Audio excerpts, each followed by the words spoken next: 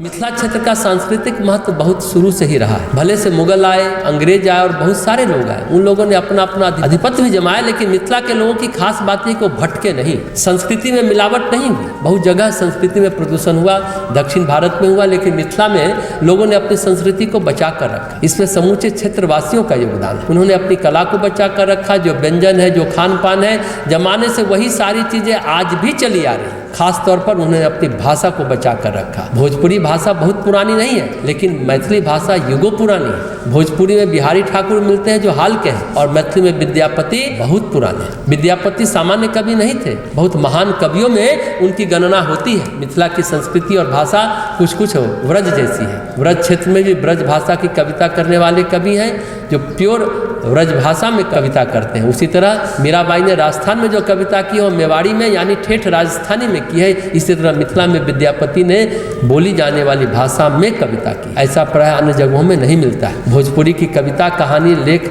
हाल फिलहाल की है, जबकि भारत में पढ़े लिखों की भाषा हमेशा से संस्कृत रही है, तमिलनाडु छोड़ करके। ये जो स्थिति है वो मिथिला की समृद्ध संस्कृति की द्योतक है। मिथिला ज्ञान और पांडित्य का क्षेत्र शुरू से रहा है। ज्योतिष विद्या मिथिला की महत्वपूर्ण धरोहर रही है। नया दर्शन का तो कहना ही क्या, मिथिला नया दर्शन का महत्वपूर्ण क्षेत्र रहा है।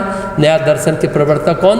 महर्षि गौतम। गौतम का स्थान कई जगहों पर मिलता है, पर महर्षि गौतम के पुत्र सतानंद और महर्षि गौतम स्वयं मिथिला के राजपुरोहित थे। और एक खास बात, जितनी मैथिली भाषा की समृद्धि है उतनी ही मिथिला में समृद्धि संस्कृत भाषा की भी।